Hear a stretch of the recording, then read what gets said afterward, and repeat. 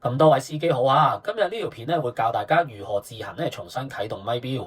咁咪錶作為電子產品，難免都會有啲小毛病嘅。今日就教下大家遇到呢啲小問題嘅時候，點樣可以自行處理。首先，如果你遇到我哋以下呢個情況，喺你開車嘅時候出現黑屏，或者卡喺新世代嘅字眼，又或者叫你連接車房 App， 咁你就可以嘗試跟住以下嘅步驟進行重新設定啦。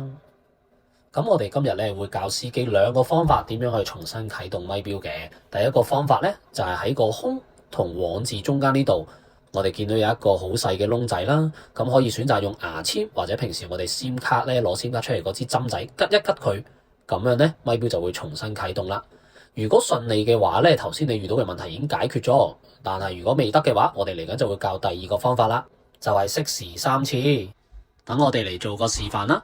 而家我哋熄匙第一次，咪錶你見到係唔會熄嘅。我哋撻翻匙，再熄第二次，再撻翻匙，再熄第三次。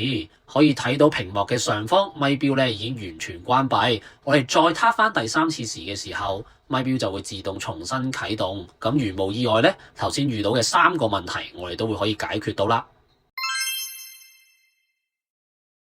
而家咧再會第二個示範咧，係關於一部電車喺 MIFA 上面點可以執行我哋呢個重新啟動咪錶嘅。咁首先啦，我哋如果有一啲輕微嘅情況，第一件事我哋都可以咧喺呢個空同往字嘅中間呢度有個窿，我哋揾支針仔吉一吉佢，佢就會簡單 reset 噶啦。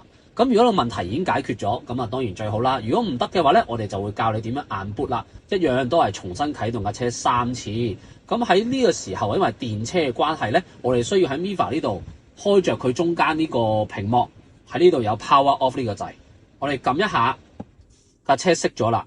咁要啟動佢咧，我哋只需要咧踩一踩個 brake， 我哋咁樣啟動咗第一次，再熄，再踩 brake 啟動第二次，再熄，再踩 brake 啟動第三次。咁呢個時候你會見到咪錶佢就完全斷電。